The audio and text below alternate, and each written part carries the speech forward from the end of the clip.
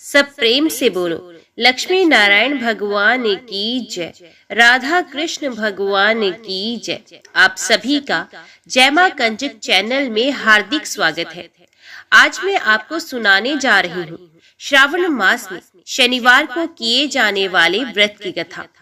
उम्मीद करती हूँ कथा का पूरा फल लेने के लिए आप कथा को शुरू से लेकर अंत तक जरूर श्रवण करेंगे, क्योंकि कथा का पूरा फल हमें कथा को संपूर्ण सुनने से ही मिलता है। आधा अधूरा छोड़ने से हम सिर्फ पाप के भागीदार बनते हैं। तो चलिए आज की इस कथा को हम शुरू करते हैं। ओम गण गणपते नमः। ईश्वर बोले, हे सनंत कुमार, अब मैं आपसे शनिवार व्रत की विधि का वर्णन करूंगा, जिसका अनुष्ठान करने से मंतव्य नहीं होता है। श्रावण मास में शनिवार के दिन नरसिंह, शनि तथा अंजनी पुत्र हनुमान, इन तीनों देवताओं का पूजन करना चाहिए। दीवार पर अथवा स्तंभ पर नरसिंह की सुंदर प्रतिमा बनाकर हल्दी युक्त चंदन से और नीले, लाल तथा पीले सुंदर पुष्पों से लक्ष्मी सहित जगतपति नरसिंह का भली भांति पूजन करके उन्हें खिचड़ी का नैवेद्य तथा कुंजर नामक शाक का भोग अर्पण करना चाहिए। उसी को स्वयं भी खाना चाहिए और ब्राह्मणों को भी खिलाना चाहिए। तिल का तेल तथा घृत स्नान भगवान नरसिंह को प्रिय है। शनिवार के दिन तिल सभी कार्यों के लिए प्रशस्त है। शनिवार के दिन तिल के तेल से ब्राह्मणों तथा सुवासिनी स्त्रियों को उपटन लगाना चाहिए तथा कुटुंब सहित स्वयं भी संपूर्ण शरीर में तेल लगाकर स्नान करना चाहिए तथा उड़द का भोजन ग्रहण करना चाहिए। इससे भगवान नरसिंह प्रसन्न होते हैं। इस प्रकार श्रावण मास में चारों शनिवारों में इस व्रत को करना चाहिए। जो ऐसा करता है उसके घर में स्थिर लक्ष्मी का वास होता है और धन धान्य की समृद्धि होती है। पुत्रहीन व्यक्ति पुत्र वाला हो जाता है और इस लोक में सुख भोग कर अंत में वैकुंठ प्राप्त करता है। नरसिंह भगवान की कृपा से मनुष्य की चारों दिशाओं में व्याप्त रहने वाली उत्तम कीर्ति होती है। हे सौम्य, मैंने आपसे नरसिंह का ये उत्तम व्रत कहा। हे सनंत कुमार, अब शनि की प्रसन्नता के लिए जो करना चाहिए उसे सुनिए। एक लंगड़े ब्राह्मण और उसके अभाव में किसी ब्राह्मण के शरीर में तिल का तेल लगाकर उसे उष्ण जल से स्नान कराना चाहिए और श्रद्धा पूर्वक नरसिंह के लिए बताए गए अन्न अर्थात खिचड़ी उसे खिलानी चाहिए। उसके बाद तेल, लोहा, काला तिल, काला उड़द, काला कंबल प्रदान करना चाहिए। इसके बाद व्रती ये कहे कि मैंने ये सब शनि की प्रसन्नता के लिए किया है, शनिदेव मुझ पर प्रसन्न हो। उसके बाद तिल के तेल से शनि का अभिषेक करना चाहिए। उनके पूजन में तिल तथा उड़द के चावल प्रशस्त माने गए हैं। हे मुने, अब मैं शनि का ध्यान बताऊंगा, आप ध्यान पूर्वक सुनिए। शनेश्वर कृष्ण वर्ण वाले हैं, मंद गति वाले हैं, काश्यप गोत्र वाले हैं, सौराष्ट्र देश में पैदा हुए हैं, सूर्य पुत्र हैं, वर देने वाले हैं, दंड के समान आकार वाले मंडल में स्थित है, इंद्र नील मणि तुल्य कांति वाले हैं, हाथों में धनुष बाण त्रिशूल धारण किए हुए, गीध पर आरूढ़ है, यम इनके अधिदेवता है, ब्रह्मा इनके प्रत्यधिदेवता है। ये कस्तूरी, अगुरु का गंध तथा गुग्गुल का धूप ग्रहण करते हैं। इन्हें खिचड़ी प्रिय है। इसी प्रकार ध्यान की विधि कही गई है। इनके पूजन के लिए लोह में सुंदर प्रतिमा बनानी चाहिए। हे द्विश्रेष्ठ, इनके निमित्त की गई पूजा में कृष्ण अर्थात काली वस्तु का दान करना चाहिए। ब्राह्मण को काले रंग के 2 वस्त्र देने चाहिए और काले बछड़े सहित काली गो प्रदान करनी चाहिए। विधि पूर्वक पूजा करके इस प्रकार प्रार्थना तथा स्तुति करनी चाहिए। आराधना से संतुष्ट होकर जिन्होंने नष्ट राज्य वाले राजा नील को उनका महान राज्य पुनः प्रदान कर दिया, वे शनिदेव मुझ पर प्रसन्न हो। नील अंजन के समान वर्ण वाले, मंदगति से चलने वाले और छाया देवी तथा सूर्य से उत्पन्न होने वाले उन शनिश्चर को मैं नमस्कार करता हूँ। मंडल के कोण में स्थित आपको नमस्कार है। पिंगल नाम वाले आप शनि को नमस्कार है। हे देवेश, मुझ दीन तथा शरणागत पर कृपा कीजिए। इस प्रकार स्तुति के द्वारा प्रार्थना करके बार बार प्रणाम करना चाहिए। 3 वर्णों ब्राह्मण, क्षत्रिय, वैश्य के लिए शनि के पूजन में शनोदेवी इस वैदिक मंत्र का प्रयोग बताया गया है। शूद्रों के लिए पूजन में नाम मंत्र का प्रयोग बताया गया है। जो व्यक्ति दक्षित होकर इस विधि से शनिदेव का पूजन करेगा उसे स्वप्न में भी शनि का भय नहीं होगा। ये विप्र, जो मनुष्य श्रावण मास में प्रत्येक शनिवार के दिन भक्ति पूर्वक इस विधि से इस व्रत को करेंगे, उन्हें शनिश्चर के द्वारा लेश मात्र भी कष्ट नहीं होगा। जन्म राशि से पहले, दूसरे, चौथे, 5वें और 7वें, 8वें, 9वें तथा 12वें स्थान में से शनि सदा कष्ट पहुंचाते हैं। शनि की शांति के लिए शामग्नि इस मंत्र का जप करना बताया गया है। उसकी प्रसन्नता के लिए इंद्र नील मणि का दान करना चाहिए। हे सनंत कुमार, इसके बाद अब मैं हनुमान जी की प्रसन्नता के लिए विधि का वर्णन करूंगा। हनुमान जी की प्रसन्नता के लिए श्रावण में शनिवार को रुद्र मंत्र के द्वारा तेल से उनका अभिषेक करना चाहिए। तेल में मिश्रित सिंदूर का लेप उन्हें समर्पित करना चाहिए। जपा कुसुम की मालाओं से, आक धतूर की मालाओं से, मंदार पुष्प की मालाओं से, बटक बड़ का पेड़ के नैवेद्य से तथा अन्य उपचारों से भी यथाविधि अपने सामर्थ्य के अनुसार श्रद्धा भक्ति से युक्त होकर अंजनी पुत्र हनुमान जी की पूजा करनी चाहिए।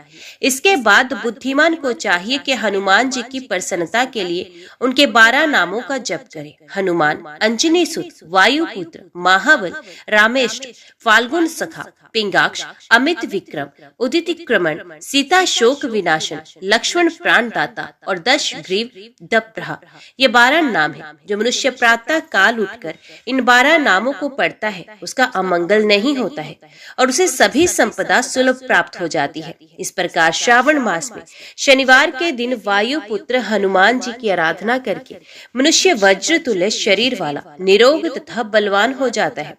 अंजनी पुत्र की कृपा से वे कार्य करने में वेगवान तथा बुद्धि वैभव से युक्त हो जाता है।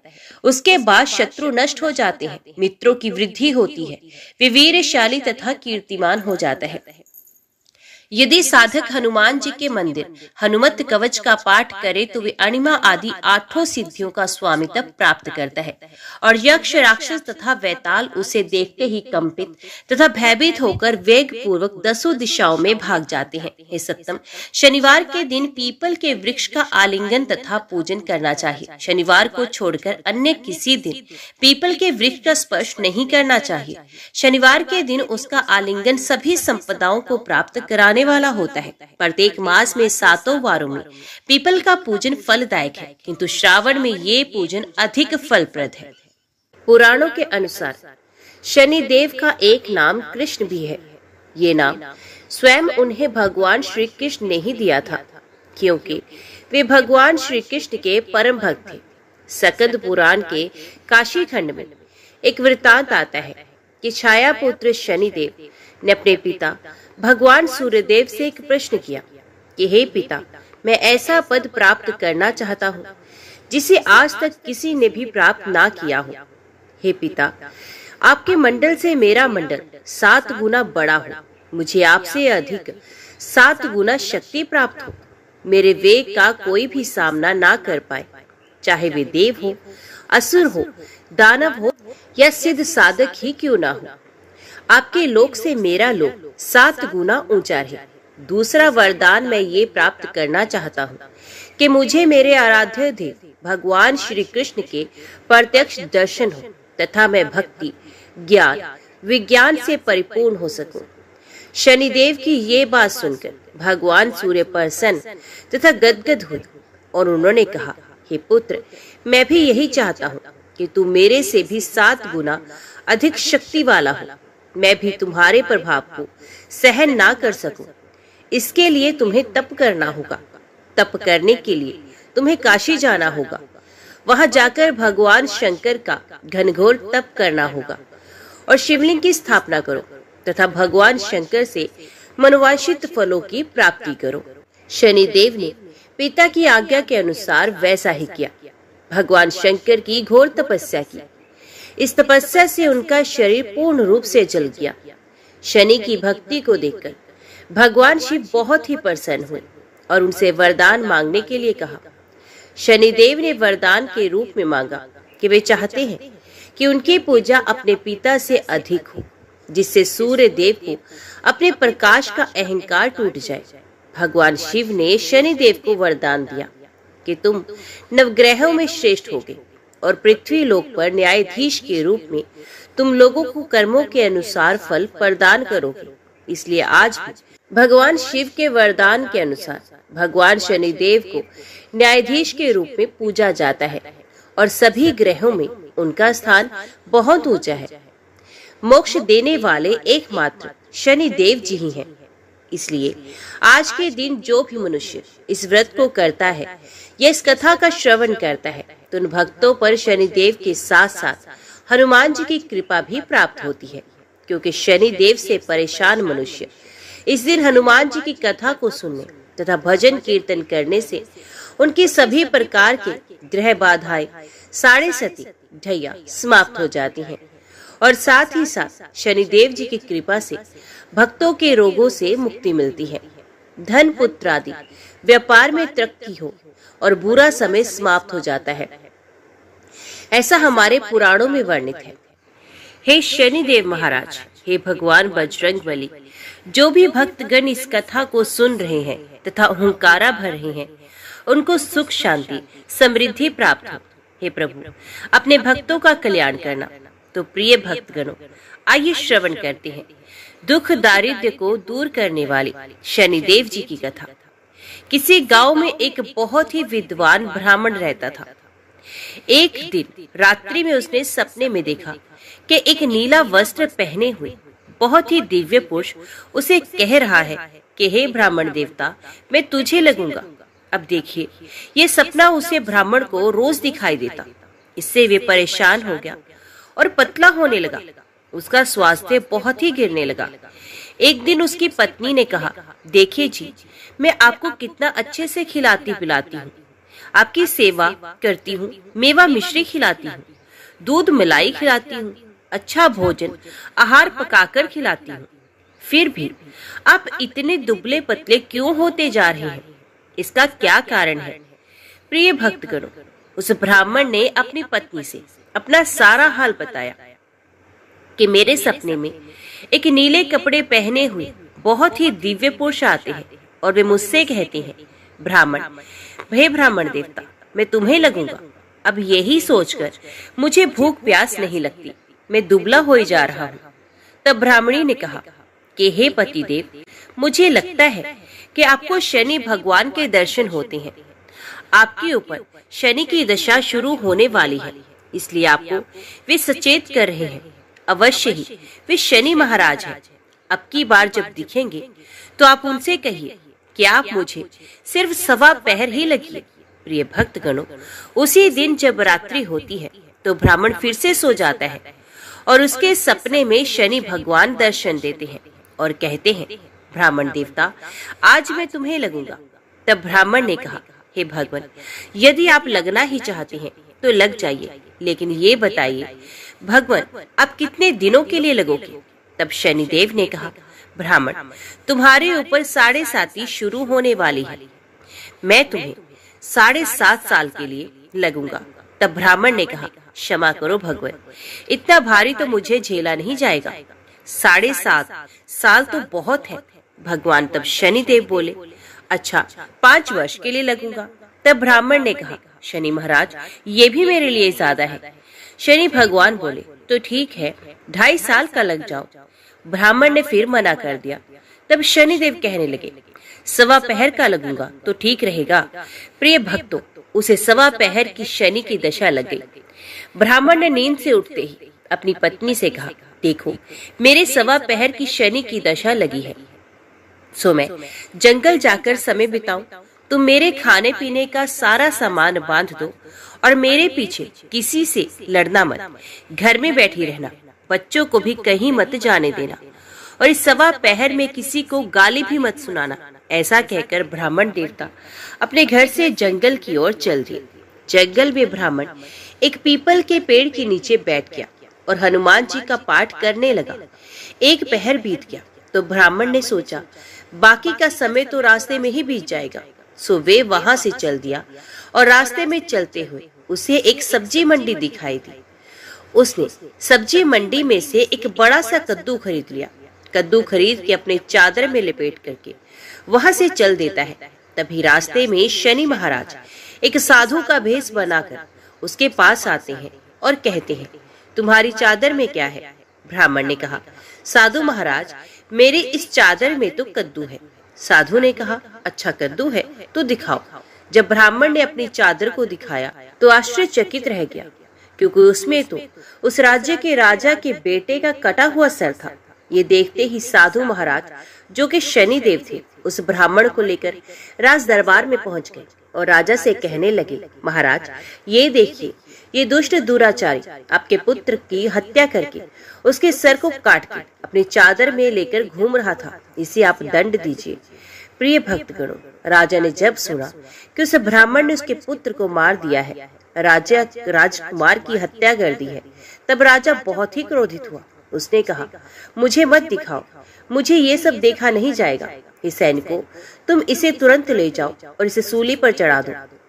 जब नगर में यह समाचार फैला कि राजा के पुत्र का सर कट चुका है, एक ब्राह्मण ने उसकी हत्या कर दी है, तो नगर में हाहाकार मच गया और उस ब्राह्मण को सैनिक सूली पर चढ़ाने के लिए ले गए। जब फांसी पर चढ़ाने वाले थे, तब जैसा कि नियम होता है, मरने वाले से उसके अंतिम इच्छा को पूछा जाता है, तो सैनिकों ने भी ब्राह्मण की अंतिम इच्छा को पूछा। सैनिकों ने कहा, हे ब्राह्मण देवता, बताओ तुम्हारी अंतिम इच्छा क्या है? प्रिय भक्तगणों, ब्राह्मण ने सोचा कि यदि किसी प्रकार कुछ समय तक के लिए फांसी रुक जाए तो शनि की दशा का 1.25 पहर पूरा हो जाएगा। ये सोचकर उसने कहा, भाई, मैं बचपन से ही नित्य बालाजी की कथा कहता सुनता आया हूँ। आज मरने से पहले अंतिम बार कथा कह लेने दो। अब क्या था, फांसी देने वाले सैनिकों ने उसकी आखिरी इच्छा पूर्ण होने तक फांसी रोक दी। कहानी कहते कहते 1.25 पहर पूरा हो गया। शनि की दशा खत्म हो गई। अब इधर देखिए, राजा का जो पुत्र था राजकुमार, वे जंगल से शिकार खेलकर वापस राजमहल में आ गया। राजमहल में राजकुमार को देखते ही राजा बहुत ही खुश हुआ, लेकिन मन ही मन उसे डर भी लगा।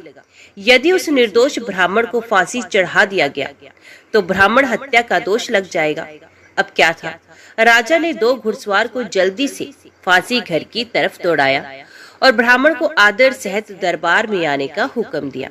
ब्राह्मण राज दरबार में उपस्थित हुआ तो राजा ने क्षमा याचना मांगते हुए कहा, आपके बगल में जो चादर उसे खोल के दिखाओ। राजा की आज्ञा के अनुसार ब्राह्मण ने चादर खोली तो उसमें कद्दू था। राजा ने ब्राह्मण को बहुत सा धन दिया और पूछा, हे ब्राह्मण देवता, मुझे ये समझ में नहीं आया, इस सब के पीछे क्या रहस्य है? ये सब क्यों हुआ? आखिर ये सब था क्या? तब ब्राह्मण ने कहा, हे महाराज, मुझे 1.25 पहर के लिए शनि की दशा लगी थी, इसलिए ये सब कुछ हुआ। राजा ने कहा, हे ब्राह्मण, शनि की दशा किस प्रकार टल सकती है? ब्राह्मण ने कहा, हे राजन, यदि राजा या सेठ को ये दशा लगती है तो काला हाथी या काला घोड़ा दान करना चाहिए। गरीब को शनि की दशा लगती है तो पीपल की पूजा करे और बोले, साचा शनिचर कहिए, जाके पाओ सदा ही पढ़िए। शनि की कहानी सुने, तिल तेल और काला उर्द आदि का दान करे। काले कुत्ते को तेल चुपड़ी रोटी खिलाए तो शनि की दशा उतर जाएगी। अब देखिए, राजा ने उस ब्राह्मण को कद्दू वापस कर दिया। अब घर आकर ब्राह्मण ने कद्दू अपनी पत्नी को दे दिया। जब उसकी पत्नी ने सब्जी बनाने के लिए उस कद्दू को काटा तो उसके बीजों की जगह हीरे मोती निकलने लगे। ब्राह्मणी ने पूछा, हे पति देव, ये सब क्या है? इसमें से तो हीरे मोती कैसे निकल रहे हैं? इसे कहाँ से लाए हो? तब ब्राह्मण ने कहा, हे प्रिय, जब शनि की दशा लगी थी तो ये कद्दू राजकुमार का सर बन गया था। जब दशा उतरी है तो शनि जी ने कैसे निहाल कर दिया, हमें मालामाल कर दिया। हे शनि देवता, जैसे ब्राह्मण को शनि की दशा लगी, वैसे किसी को शनि की दशा ना लगे।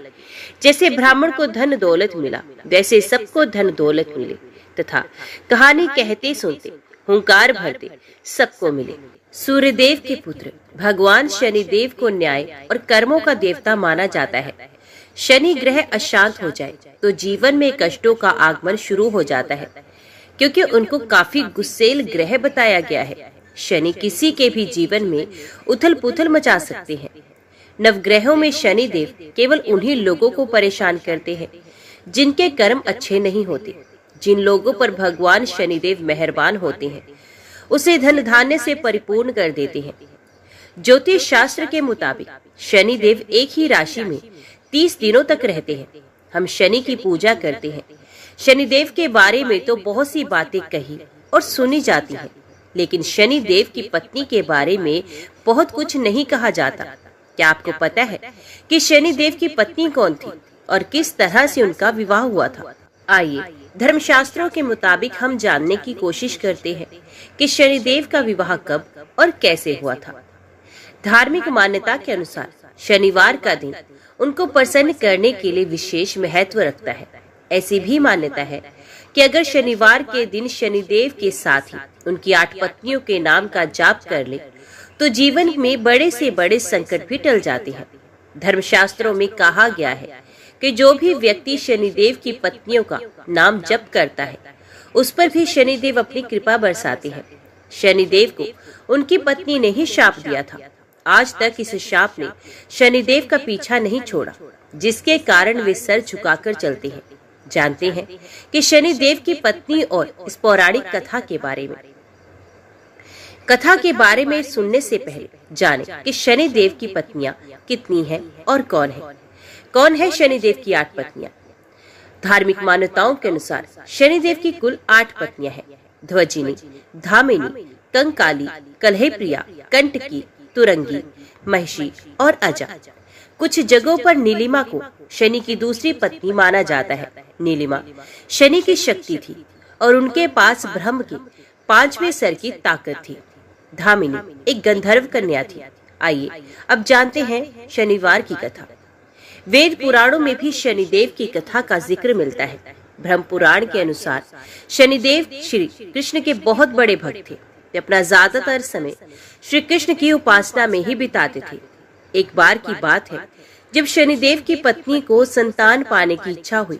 वे शनिदेव के पास पहुंची, लेकिन शनिदेव कृष्ण भक्ति में रमे हुए थे।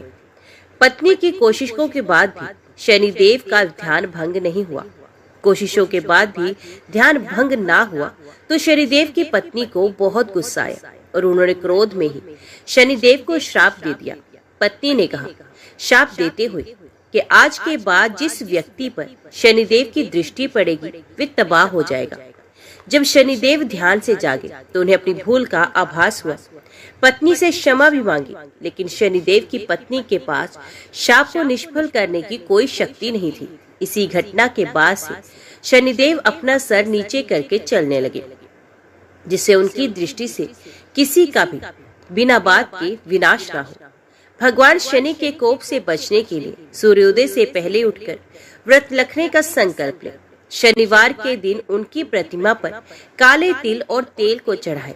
शनिवार को लोहा या लोहे से बनी चीजों को खरीदने से बचें। इस दिन सरसों का तेल भी नहीं खरीदा जाता। गरीबों और बेसहारे लोगों की मदद करें। इससे शनिदेव खुश होते हैं और अपनी कृपा दृष्टि बनाए रखते हैं। पुराणों में बताया गया है कि शनि की गति मंद यानी कि धीमी होती है, लेकिन कम ही लोग ये जानते होंगे कि ऐसा क्यों होता है। आखिर क्यों शनि मंद गति से चलते हैं? इसके बारे में भी हमारे ग्रंथों में एक कथा का वर्णन है, जो कि इस प्रकार है। पुराणों के अनुसार भगवान शंकर ने अपने परम भक्त दधीचि मुनि के यहाँ पुत्र के रूप में जन्म लिया। भगवान ब्रह्मा ने इनका नाम पिप्पलाद रखा, लेकिन जन्म से पहले ही इनके पिता दधीचि मुनि की मृत्यु हो गई। युवा होने पर जब पिप्पलाद ने देवताओं से अपने पिता की मृत्यु का कारण पूछा तो उन्होंने शनिदेव की कुदृष्टि को इसका कारण बताया। पिप्पलाद ये सुनकर बड़े क्रोधित हुए और उन्होंने शनिदेव के ऊपर अपने ब्रह्मदंड का प्रहार कर दिया। शनिदेव ब्रह्मदंड का प्रहार ना सह सके, इसलिए वे उससे डरकर भागने लगे। तीनों लोगों की परिक्रमा करने के बाद भी ब्रह्मदंड ने शनिदेव का पीछा नहीं छोड़ा और उनके पैर पर आकर लगा। ब्रह्मदंड पैर पर लगने से शनिदेव लंगड़े हो गए। तब देवताओं ने पिप्पलाद मुनि से शनिदेव के लिए क्षमा की याचना की। देवताओं ने कहा, शनिदेव तो न्यायाधीश हैं और वे तो अपने कर्तव्यों का ही पालन करते हैं। देवताओं के आग्रह करने पर पिप्पलाद मुनि से शनिदेव को क्षमा मिल गई और वचन मिला कि शनि जन्म से लेकर 16 साल तक की आयु तक के शिव भक्तों को कष्ट नहीं देंगे। यदि ऐसा हुआ तो शनिदेव भस्म हो जाएंगे। तभी से पिप्पलाद मुनि का स्मरण करने मात्र से शनि की पीड़ा दूर हो जाती है। अभी हम जानते हैं कि शनिदेव महाराज को नवग्रहों में सबसे ऊंचा स्थान कैसे प्राप्त हुआ। एक बार सभी ग्रहों में सर्वश्रेष्ठ होने को लेकर विवाद मच गया। जब समस्या का हल नहीं निकला तो सूर्य, चंद्र, मंगल, बुध, गुरु, शुक्र, शनि, राहु और केतु इंद्रदेव के पास गए। इंद्रदेव भी इसका निर्णय नहीं कर पाए। फिर सभी ग्रह इंद्रदेव के कहने पर पृथ्वी पर न्यायप्रिय राजा विक्रमादित्य के पास पहुंच गए। राजा विक्रमादित्य के पास पहुंचकर सभी ग्रहों ने अपने आने का कारण बताया। राजा विक्रमादित्य ने काफी सोच विचार के बाद 9 धातु स्वर्ण, रजत, कांसा, पीतल, सीसा, रांगा, जस्ता, अभ्रक और लोह से सिंहासन बनवाए। धातुओं के गुणों के अनुसार उन्हें कर्म अनुसार रखवा दिया गया। फिर ग्रहों से अपने अपने सिंहासन पर बैठने को कहा और बोले कि जो सबसे पहले बैठेगा वही श्रेष्ठ होगा। राजा विक्रमादित्य के निर्णय को सुनकर शनिदेव क्रोधित हो गए, क्योंकि उनका आसन लोहा सबसे आखिर में रखा हुआ था। स्वयं को सबसे छोटा जानकर वे नाराज हो गए।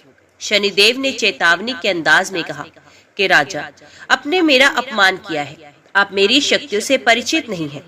शनि की महादशा में व्यक्ति का सर्वनाश हो जाता है।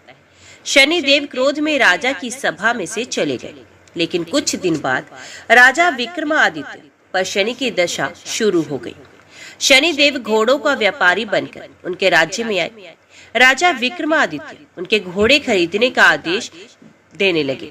एक बार राजा विक्रमादित्य उनमें से एक घोड़े पर सवारी कर रहे थे तो वो घोड़ा उन्हें जंगल में ले गया और गायब हो गया। भूखे प्यासे राजा को एक चरवाहे ने पानी पिलाया तो राजा ने उसे अंगूठी दे दी और राज्य में जाने का रास्ता पूछा। नगर में आकर राजा विक्रमादित्य एक सेठ के यहाँ आराम कर रहे थे। राजा के कुछ देर वहां बैठने पर सेठ की बहुत कमाई हुई। उसने उन्हें भाग्यवान व्यक्ति समझा और अपने घर पर रख लिया। सेठ के घर में सोने का हार खूंटी पर टंगा था।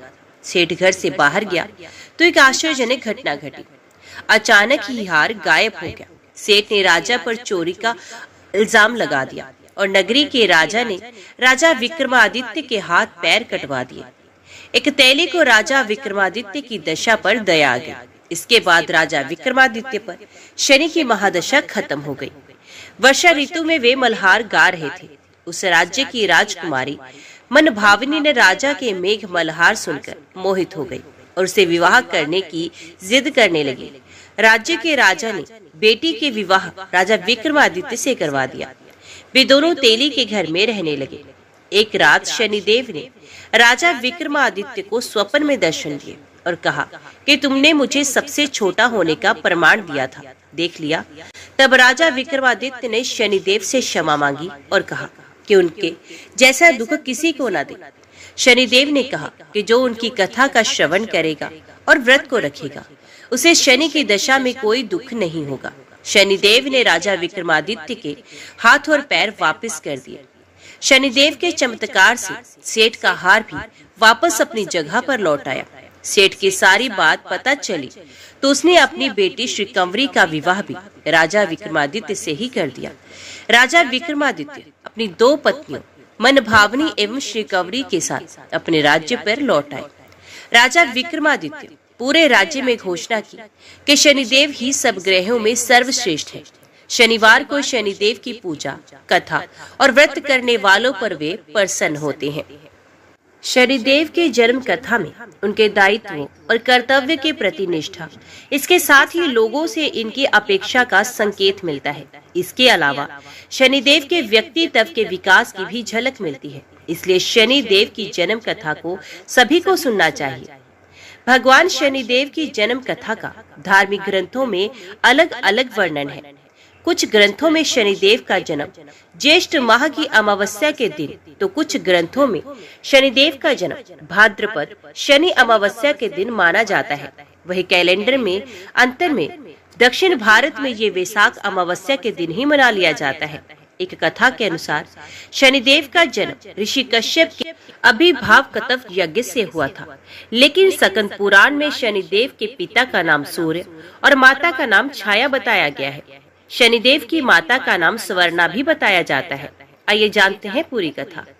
शनिदेव के जन्म की कहानी के अनुसार राजा दक्ष की कन्या संज्ञा, कुछ जगह देव शिल्पी विश्वकर्मा को इनका पिता बताया जाता है। उनका विवाह सूर्यदेव से हुआ था। संज्ञा सूर्यदेव के तेज से परेशान रहती थी, इससे वे सूर्यदेव की अग्नि से बचने का मार्ग तलाश रही थी। इस बीच दिन पर दिन बीत रहे थे। तब तक संज्ञा ने वैवस्वत, मनु, यमराज और यमुना नाम की 3 संतानों को जन्म दिया। एक दिन संज्ञा ने फैसला किया कि वे तपस्या कर सूर्यदेव के तेज को सहने में सक्षम होगी, लेकिन बच्चों के पालन में कोई दिक्कत न आए और सूर्यदेव को उनके फैसले की भनक न लगे। इसके लिए संज्ञा ने अपने तप से अपनी ही तरह की एक महिला को पैदा किया और उसका नाम स्वर्णा रखा। ये संज्ञा की छाया की तरह थी, इसलिए इसका नाम छाया भी है। संज्ञा छाया को बच्चों और सूर्यदेव की जिम्मेदारी देकर तप के लिए चली गई और ये राज किसी और को ना पता चले, ये निर्देश भी दे गई। स्वर्णा के संज्ञा की छाया होने से सूर्यदेव के तेज से परेशानी नहीं होती थी। इस बीच स्वर्णा ने भी सूर्यदेव की 3 संतानें मनु, शनिदेव, भद्रा को जन्म दिया। कहा जाता है जब शनिदेव छाया के गर्भ में थे तो छाया भगवान शिव का कठोर तप कर रही थी। भूख, प्यास, धूप, गर्मी सहने के कारण उसका प्रभाव छाया के गर्भ में पल रही संतान यानी कि शनिदेव पर भी पड़ा। इसके कारण शनिदेव का जन्म हुआ तो उनका रंग काला था। ये रंग देखकर सूर्यदेव को लगा ये तो उनका पुत्र है ही नहीं। उन्होंने छाया पर संदेह करते हुए उन्हें अपमानित किया। माँ के तप की शक्ति शनिदेव में आ गई थी। माँ का अपमान देखकर उन्होंने क्रोधित होकर पिता सूर्यदेव को देखा तो सूर्यदेव काले पड़ गए और उनको कुष्ठ रोग हो गया। अपनी ये दशा देखकर घबराए हुए सूर्यदेव भगवान शिव की शरण में पहुंचे। तब भगवान शिव ने सूर्यदेव को उनकी गलती का एहसास कराया। सूर्यदेव को अपने किए का पश्चाताप हुआ। उन्होंने क्षमा मांगी। तब कही उन्हें फिर से अपनी असली रूप वापस मिला, लेकिन इस घटना के चलते पिता और पुत्र का संबंध हमेशा के लिए खराब हो गया। यूं तो हनुमान जी की कई महान कथाएं हैं, लेकिन हम आपको यहाँ बताने जा रहे हैं हनुमान जी और शनिदेव से जुड़ी हुई कुछ कथाएं। भगवान शनि खुद को बहुत शक्तिशाली मानते थे और उन्हें इस बात का घमंड भी हो गया था। लेकिन जब हनुमान जी से ऐसा हुआ उनका सामना, तो वहाँ क्या हुआ, चलिए जानते हैं इन कथाओं के जरिए। कहते हैं कि बचपन में शनिदेव अपने माता पिता से रूठकर घर से भाग जाते हैं और अपनी शक्ति के बल पर लोगों को परेशान करने लगते हैं। इस तरह शनिदेव एक गांव में इसलिए आग लगा देते हैं क्योंकि उस गांव के लोग उन्हें पानी नहीं पीने देते। सभी गांव वाले शनिदेव को घेरकर मारने का प्रयास करते हैं तो हनुमान जी उन्हें बचा लेते हैं, लेकिन शनिदेव इस एहसान को नहीं मानते और हनुमान जी से कहते हैं कि तुम्हें मेरे रास्ते में नहीं आना चाहिए था। हनुमान जी कहते हैं अब तुम सीधे अपने पिता के पास जाओ, लेकिन शनिदेव उनसे वाद विवाद करने लगते हैं। फिर दोनों में गदा युद्ध होता है। तब हनुमान जी उन्हें अपनी पूंछ पे लपेटकर उनके पिता के पास ले जाकर छोड़ देते हैं। शनिदेव ने हनुमान जी के बल और पराक्रम की प्रशंसा तो सुनी, वे उनसे युद्ध करने के लिए निकल पड़े, लेकिन उस समय हनुमान जी अपने प्रभु श्री राम की भक्ति में लीन थे। तभी अपने बल के घमंड में चूर शनिदेव आ पहुंचे और उन्होंने हनुमान जी की राम भक्ति में विघन डाला और उन्हें युद्ध के लिए ललकार दिया। इसके बाद मजबूर होकर हनुमान जी को उनसे युद्ध करना पड़ा और फिर उन्होंने शनिदेव को अपनी पूंछ में बांध लिया और राम भक्ति में लीन हो गए।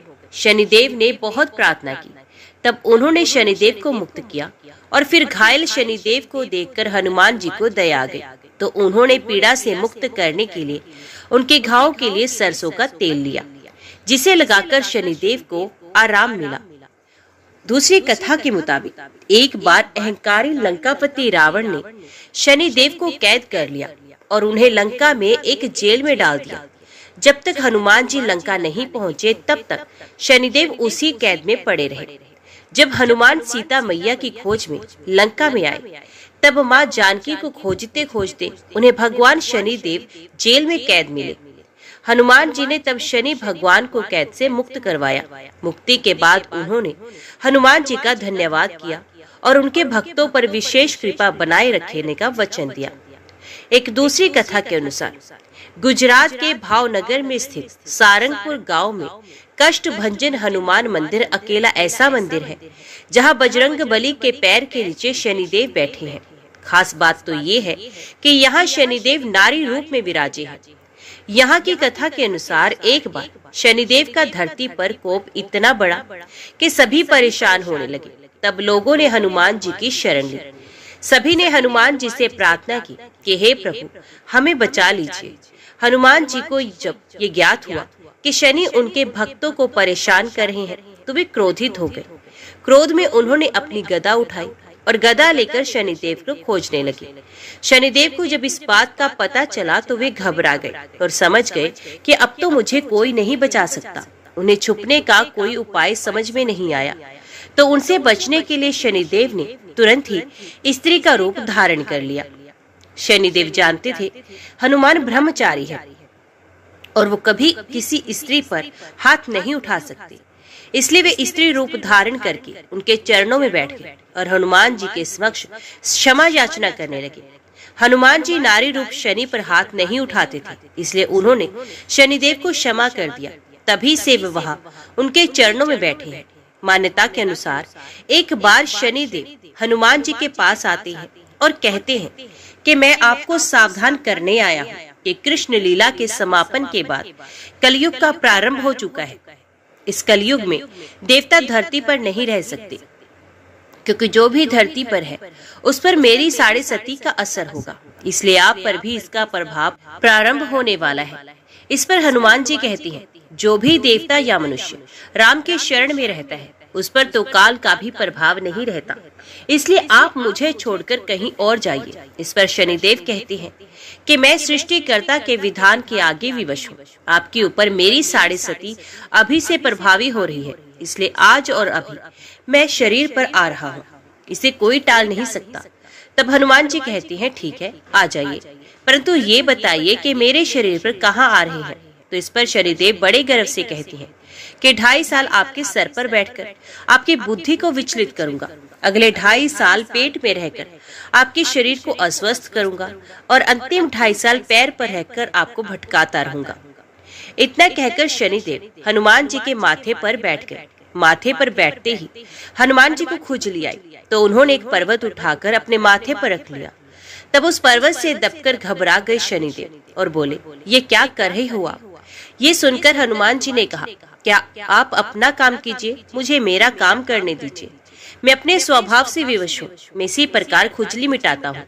ऐसा कहकर हनुमान जी एक और पर्वत अपने सर पर रख लेते हैं, जिससे शनिदेव और दब जाते हैं और हैरान परेशान होकर कहते हैं, आप इन पर्वतों को उतारिए, मैं समझौता करने के लिए तैयार हूँ। हनुमान जी कुछ नहीं सुनते और तीसरा बड़ा पर्वत उठाकर अपने सर पर रख देते हैं। इस बोझ से शनिदेव चिल्लाने लगते हैं और कहते हैं, मुझे छोड़ दो, मैं आपके कभी नजदीक नहीं आऊंगा। लेकिन फिर भी हनुमान जी उनकी पुकार को अनसुना करके चौथा पर्वत रख देते हैं। तब शनिदेव त्राहिमाम करते हुए हनुमान जी से प्रार्थना करते हैं, मैं आपको क्या, आपके भक्तों के भी समीप कभी नहीं आऊंगा, कृपया करके मुझे छोड़ दीजिए। ये सुनकर हनुमान जी शनिदेव को पीड़ा से मुक्त कर देते हैं। आइए अब श्रवण करते हैं भगवान शनिदेव और भगवान शिव की कथा। एक बार स्वयं महादेव शनिदेव की वक्र दृष्टि की चपेट में आ गए थे और उसके बाद जो हुआ वो हैरान कर देने वाला किस्सा था। दरअसल हुआ ये था कि एक बार शनिदेव भगवान शिव के दर्शन के लिए उनके निवास स्थान कैलाश पहुंचे। वहां शनिदेव ने भगवान शिव के दर्शन किए, उन्हें प्रणाम किया और उन्हें बताया कि अगले दिन शनिवार के दिन शनिदेव की दृष्टि उनकी राशि पर पड़ने वाली है। हालांकि भगवान शिव जन्म मरण राशि कुंडली आदि से परे हैं, लेकिन ये उनकी ही एक लीला थी जिसके पीछे का उद्देश्य बेहद रहस्यमय और संसार के लिए हित में था। संसार को एक दिव्य संदेश देने के लिए ही ये प्रकरण रचा गया था। बहरहाल कथा पर उन्हें लौटते हुए बता दें कि जब शनिदेव ने महादेव के सामने ये बात कही तो भगवान शिव ने शनिदेव से पूछा कि उनकी राशि में कितने समय के लिए रहेंगे और उनकी वक्र दृष्टि का प्रभाव कैसा होगा। शनिदेव ने उन्हें विस्तार से अपनी वक्र दृष्टि के समय और प्रभाव के बारे में बताया। तब महादेव ने शनिदेव की दृष्टि से बचने के लिए एक युक्ति लगाई और अगले दिन शनिदेव के कैलाश पहुंचने से पहले ही वे पृथ्वी लोक पर आ गए। पृथ्वी लोक पर शनिदेव उन्हें खोजते हुए ना आ जाए, इसलिए भगवान शिव ने हाथी का रूप धर लिया और वक्र दृष्टि के समय तक पृथ्वी पर उसी रूप में छिपे रहे। वक्र दृष्टि का समय पूर्ण हुआ तो भगवान शिव कैलाश की ओर लौट चले। जैसे ही भगवान शिव कैलाश पर आए, उन्हें वहां शनिदेव पूर्व से ही उपस्थित मिले। भगवान शिव ने शनिदेव को देखते ही उनकी दृष्टि से बचने की बात कह डाली। उन्होंने बोला कि शनिदेव, मैं तो आपकी दृष्टि से आसानी से ही बच गया। तब शनिदेव ने महादेव को बताया कि उनकी दृष्टि के प्रभाव से महादेव को देव योनि से पशु योनि में हाथी के रूप में परिवर्तित होना पड़ा है और कैलाश छोड़कर धरती पर छुपना पड़ा। ये सुनकर भगवान शिव मुस्कुराए और शनिदेव को अपना आशीर्वाद दिया। इस लीला को रचने के पीछे का उद्देश्य ये था कि शनिदेव की दृष्टि से कोई नहीं बच सकता, चाहे वे भगवान शिव ही क्यों ना हो। और दूसरा ये कि अपने कर्म से या अपने दायित्व से कभी भी पीछे नहीं हटना चाहिए। तो इस कारण से शनिदेव ने भगवान शिव पर डाली थी अपनी वक्र दृष्टि। अभी श्रवण कीजिए हनुमान जी की कथा। प्राचीन समय की बात है। किसी नगर में एक ब्राह्मण दंपत्ति रहते थे। उनके कोई संतान ना होने के कारण वे बेहद दुखी थे। हर मंगलवार ब्राह्मण वन में हनुमान जी की पूजा करने के लिए जाता था। वे पूजा करके बजरंग बली से एक पुत्र की कामना करता था। उसकी पत्नी भी पुत्र की प्राप्ति के लिए मंगलवार का व्रत करती थी। वे मंगलवार के दिन व्रत के अंत में हनुमान जी को भोग लगाकर ही भोजन करती थी। एक बार व्रत के दिन ब्राह्मणी ने भोजन नहीं बना पाई और ना ही हनुमान जी को भोग लगा सकी। तब उसने प्रण किया कि वे अगले मंगलवार को ही हनुमान जी को भोग लगाकर ही भोजन करेगी। वे भूखी प्यासी 6 दिन तक पड़ी रही। मंगलवार के दिन वे बेहोश हो गई। हनुमान जी उसकी श्रद्धा और भक्ति देखकर प्रसन्न हुए। उन्होंने आशीर्वाद स्वरूप ब्राह्मणी को एक पुत्र प्रदान किया और कहा कि ये तुम्हारी बहुत सेवा करेगा। बालक को पाकर ब्राह्मणी बहुत खुश हुई। उसने बालक का नाम मंगल रखा। कुछ समय उपरांत जब ब्राह्मण घर लौटा तो बालक को देखकर पूछा कि ये कौन है। पत्नी बोली कि मंगलवार व्रत से प्रसन्न होकर हनुमान जी ने उसे ये बालक दिया है। ये सुनकर ब्राह्मण को अपनी पत्नी की बात पर विश्वास ना हुआ। एक दिन मौका पाकर ब्राह्मण ने बालक को कुएं में गिरा दिया। घर पर लौटने पर ब्राह्मणी ने पूछा कि मंगल कहाँ है। तभी पीछे से मंगल मुस्कुराकर आ गया। उसे वापस देकर ब्राह्मण चौंक गया। उसी रात को बजरंग बली ने ब्राह्मण को सपने में दर्शन दिए और बताया कि ये पुत्र उन्होंने ही दिया है। सच जानकर ब्राह्मण बहुत खुश हुआ, जिसके बाद से ब्राह्मण दंपत्ति नियमित रूप से मंगलवार व्रत रखने लगे।